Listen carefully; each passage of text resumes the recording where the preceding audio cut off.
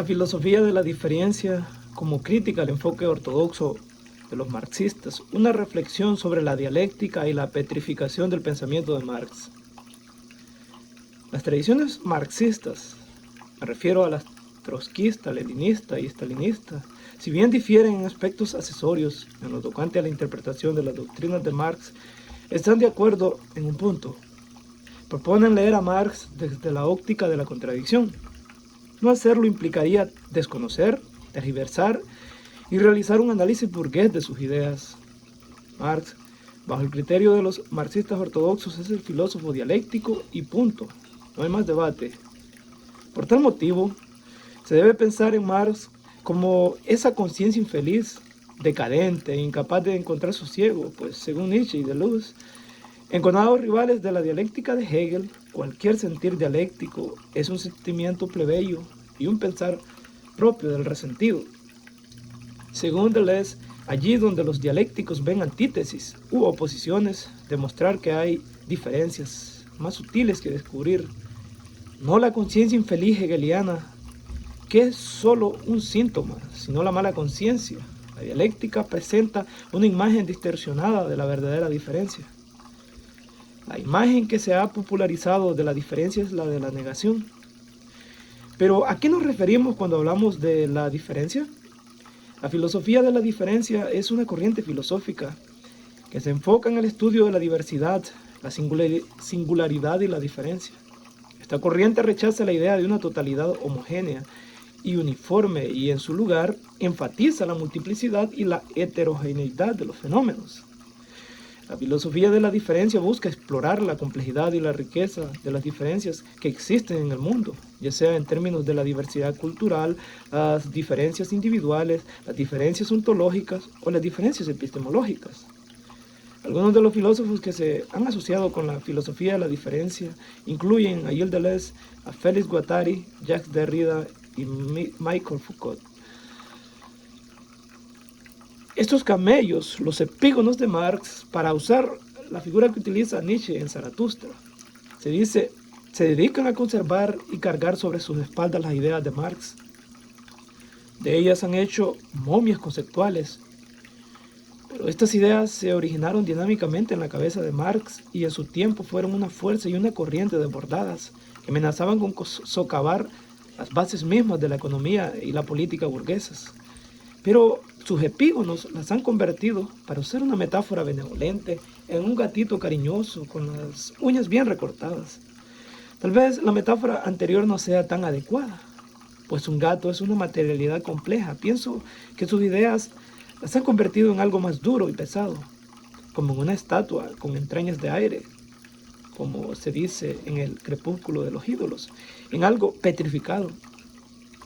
Este enfoque marxista, que se presenta como el verdadero y único que un marxista serio debería sentir, a mi juicio resulta perjudicial en primer lugar porque le sugiere al individuo que el modo más adecuado de afirmar su diferencia es mediante una lucha encarnizada contra los opresores o formando parte de un movimiento revolucionario activo.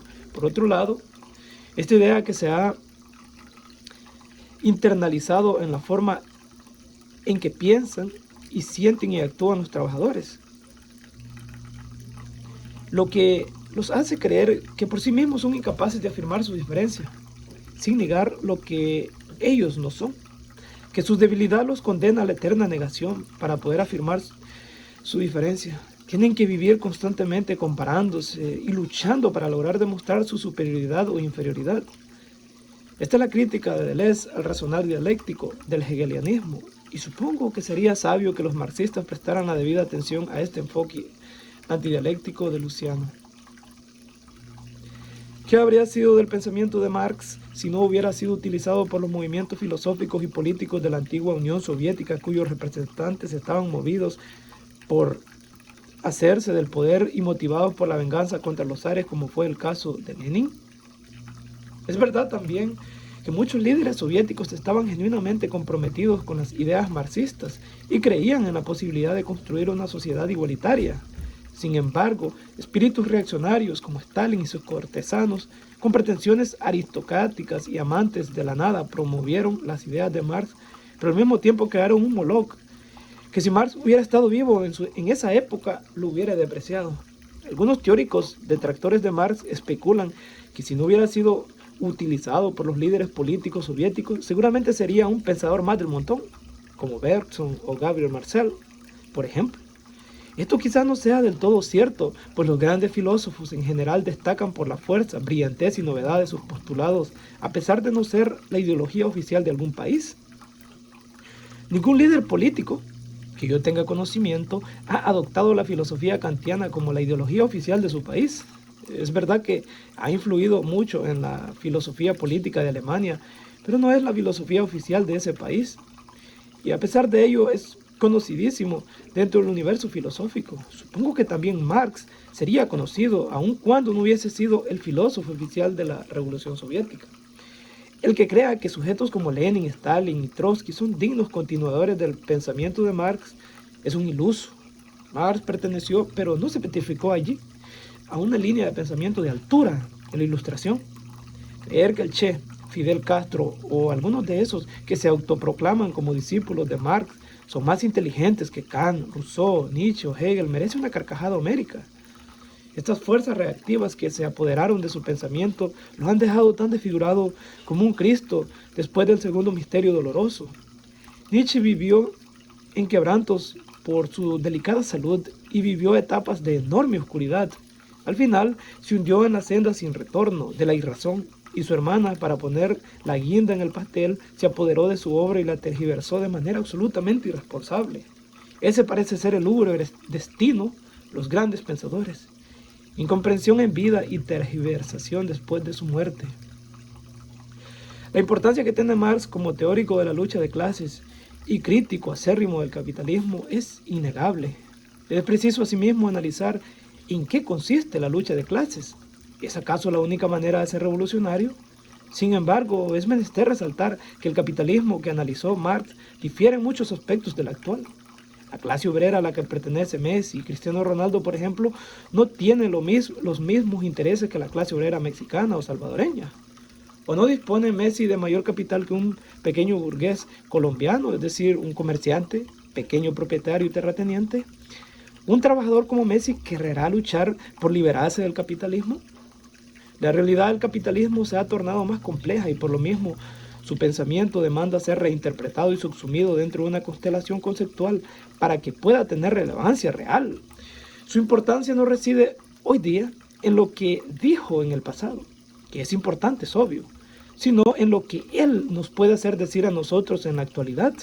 La idea de que la economía es el motor de la historia es problemática. El poder no solo se manifiesta en el campo económico, sino también en la cultura, la política y la tecnología. Esto nos permite afirmar que el énfasis en la diferencia y la singularidad, la importancia de la subjetividad en la lucha por la liberación es importante. Afirmar que cualquier expresión superestructural es una mera expresión de la estructura económica es una reducción grosera. ¿Y qué ocurre con los grandes espíritus, las grandes particularidades, las excepciones y todo aquello diferente que no puede ser relacionado de manera satisfactoria a la totalidad social? Sin intenciones de generalizar, las ideas y conceptos de un gran pensador por lo general se tornan pálidas y lánguidas en los marcos teóricos de sus discípulos acríticos y devienen en ocasiones caricaturas grotescas y monstruos repugnantes, criaturas anormales sin apellido paterno, con rasgos finómicos disímiles a los de su progenitor. Hay que